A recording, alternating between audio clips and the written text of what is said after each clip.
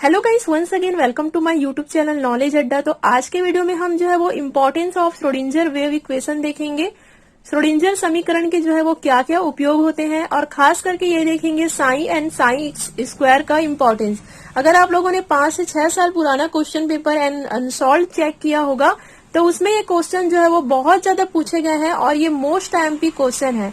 हालांकि Schrödinger wave equation का जो भी डेरिवेशन वाला पार्ट है वो मैं आप लोगों को ऑलरेडी बता चुकी हूँ। उसके बाद हम जो है वो ये इम्पोर्टेंस देख रहे हैं। अगर वो वीडियो अभी तक आप लोगों ने नहीं देखा है तो BSc third year physical chemistry का अलग से प्लेलिस्ट बना हुआ है चैनल में, वहां पर जाकर के आप जो है वो देख सकते हो। तो चलिए स्टार्ट करते हैं गाइस आज का topic importance of Schrodinger's equation. But हमें ये समझना जरूरी है कि आखिर श्रोडिंजर वेव इक्वेशन को जो है वो क्यों दिया गया था। हालांकि इस बारे में मैंने आप लोगों को पहले ही बताया हुआ था, बट शॉर्ट में हम जो है वो इसे फिर से समझ लेते हैं। बोर ने अपना एटॉमिक मॉडल जो है वो प्रस्तुत किया था। बोर के एटॉमिक मॉडल के अकॉर्डिंग क्या बताया गया था कि किसी एटम के जो है वो बीच में न्यूक्लियस प्रेजेंट होते हैं जिसे नाभिक कहते हैं। नाभिक के चारों ओर जो है वो कक्षा पाया जाता है जिसे ऑर्बिट कहते हैं। ऑर्बिट में जो है वो इलेक्ट्रॉन प्रेजेंट होते हैं जैसा कि आप देख रहे हो, और ये इलेक्ट्रॉन जो है वो ऑर्बिट में रह करके चारों ओर जो है वो चक्कर लगाते रहते हैं, घूमते रहते हैं। तो ये जो है वो बोर के एटॉमिक मॉडल में ऐसा जो है वो प्रस्तुत किया गया था। उनका ये मानना था कि इलेक्ट्रॉन की जो है वो निश्चित स्थिति होती है, उनका एक एग्जैक्ट पोजीशन होता है। लेकिन श्रोडिंजर वेव इक्वेशन जो है वो बिल्कुल इस मॉडल के जो है वो बिल्कुल विपरीत जो है वो दिया गया है। जैसे कि उन्होंने बताया, श्रोडिंजर ने बताया कि इलेक्ट्रॉन के पाए जाने की जो है वो प्रायिकता होती है। ऐसा कोई ऑर्बिट वगैरह नहीं होता है जहां पे ये इलेक्ट्रॉन जो है वो घूमते रहते हैं। इलेक्ट्रॉन के पाए जाने की संभावना होती है, लेकिन हम एग्जैक्ट इलेक्ट्रॉन के स्थिति को जो है वो नहीं बता सकते हैं। इसी के ऊपर जो है वो श्रोडिंजर ने अपना इक्वेशन जो है वो प्रस्तुत किया था।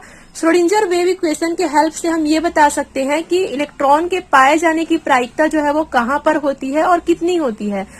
मिनिमम देखा जाए तो जो न्यूक्लियस होते हैं उनके चारों ओर इलेक्ट्रॉन के पाए जाने की जो प्रोबेबिलिटी होती है, जिसे हम प्रायिकता कहते हैं, वो सबसे ज्यादा होती है। जैसे जैसे ये नाभिक से दूर हटते जाते हैं वैसे वैसे इलेक्ट्रॉन के पाए जाने की प्रायिकता जो है वो कम होती है। तो इसी के अकॉर्डिंग जो है वो पूरा जो है वो श्रोडिंजर वेव इक्वेशन जो है वो आपको बताया गया है। तो चलिए हम एक एक करके इसका थ्योरी पार्ट जो है वो देख लेते हैं। तरंग यांत्रिकी मतलब वेव मैकेनिक्स में श्रोडिंजर इक्वेशन के द्वारा किसी भी जटिल समस्या का हल संभव है। ये सब जो है वो आपको इम्पोर्टेंस में लिखना है, आप इसे नोट जरूर कीजिएगा। श्रोडिंजर ने इसका उपयोग मॉलिक्यूल, एटम, इलेक्ट्रॉन इत्यादि पार्टिकल से संबंधित अनेक समस्या का समाधान करने में किया है।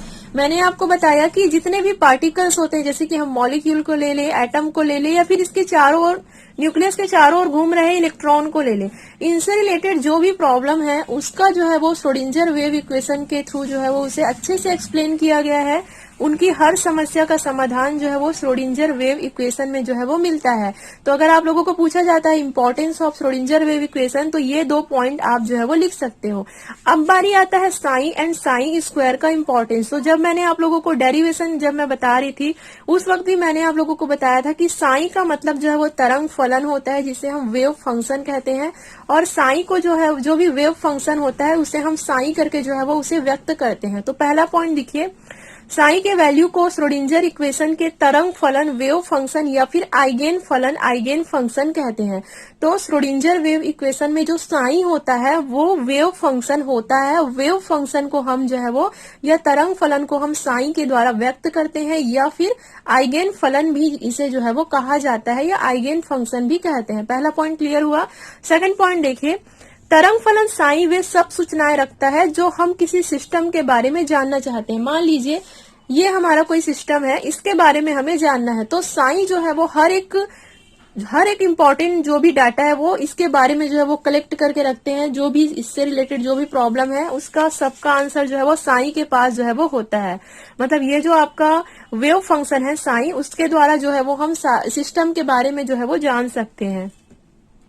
किसी सिस्टम के सभी गुण उसके तरंग फलन से परिकलित किए जा सकते हैं। अगर मान लीजिए हमारा कोई सिस्टम है, अगर हमें इसके हर एक प्रॉपर्टीज के बारे में जानना है तो इनका हर एक प्रॉपर्टीज जो है वो साई के द्वारा जो है वो कंट्रोल किया जाता है, या फिर उनके सभी गुण तरंग फलन से जो है वो परिकलित किए जाते हैं। क्लियर हुआ आपको? तो ये सब गाइस एक एक पॉइंट जो मैं आप लोगों को बता रही हूँ, ये सब जो है वो साई का फंक्शन है, मतलब सॉरी इसका जो है वो इम्पोर्टेंस है, इसका रोल है साई का। तो ये आपको एग्जाम में लिखना है। श्रोडिंजर समीकरण में तरंग फलन साई इलेक्ट्रॉन तरंग का आयाम दर्शाता है। ये आपको पहले ही मैं बता चुकी हूँ कि ये क्या करते हैं, इलेक्ट्रॉन के पाए जाने की प्रोबेबिलिटी को जो है वो एक्सप्लेन करते हैं। आगे देखिए आप, त्रिविम आकाश में किसी निश्चित बिंदु पर इलेक्ट्रॉन के पाए जाने की प्रायिकता प्रोबेबिलिटी साई स्क्वायर के समानुपाती होता है। मतलब इलेक्ट्रॉन के पाए जाने की प्रोबेबिलिटी मतलब क्या होता है, कहाँ पर इलेक्ट्रॉन जो है वो सबसे ज्यादा पाया जाता है उसे हम जो है वो इलेक्ट्रॉन के पाए जाने की प्रोबेबिलिटी या फिर प्रायिकता कहते हैं। और ये जो उसके पाए जाने की जो प्रोबेबिलिटी होती है वो साई स्क्वायर के समानुपाती होता है। अब साई का जो भी इम्पोर्टेंस है वो तो हम जान लिए, अब यहाँ पे हम जो है वो साई स्क्वायर का भी जो है वो जानेंगे। अतः साई स्क्वायर नाभिक के चारों ओर किसी दिए हुए क्षेत्र में ई एनर्जी वाले इलेक्ट्रॉन के पाए जाने की संभावना को बताता है। मतलब ये जो साई स्क्वायर होता है वो किसी न्यूक्लियस के चारों ओर इलेक्ट्रॉन के पाए जाने की जो भी प्रोबेबिलिटी है उसको जो है वो एक्सप्लेन करते हैं। तो क्लियर हुआ आपको साई और साई स्क्वायर का इम्पोर्टेंस। नाभिक के चारों ओर उन स्थानों का पता लगाया जा सकता है जहां इलेक्ट्रॉन के पाए जाने की प्रायिकता जो है वो सर्वाधिक होती है। और अगर हम यहाँ पे मॉडल में देखें, क्योंकि श्रोडिंजर के द्वारा क्या किया गया था, नया मॉडल प्रस्तुत किया गया था किसी एटम का। तो अगर हम एटम में देखें तो इलेक्ट्रॉन के पाए जाने की जो सबसे ज्यादा प्रोबेबिलिटी होती है वो किसी न्यूक्लियस के पास में होती है। मतलब न्यूक्लियस के चारों ओर जो है वो इलेक्ट्रॉन की पाए जाने की जो प्रायिकता होती है, प्रोबेबिलिटी होती है, वो सबसे ज्यादा होती है। जैसे जैसे दूर होते जाते हैं इलेक्ट्रॉन जो है वो कम पाए जाते हैं। तो ये होता है गाइस आपका श्रोडिंजर वेव इक्वेशन का इम्पोर्टेंस। हम किसी भी इलेक्ट्रॉन के बारे में, चाहे वो हम एटम के बारे में, मॉलिक्यूल के बारे में, जितने भी पार्टिकल्स हैं उसके बारे में हम जो है वो अच्छे से पता लगा सकते हैं। और आई होप आज का वीडियो आप लोगों के लिए हेल्पफुल रहा होगा। And thank you so much for watching.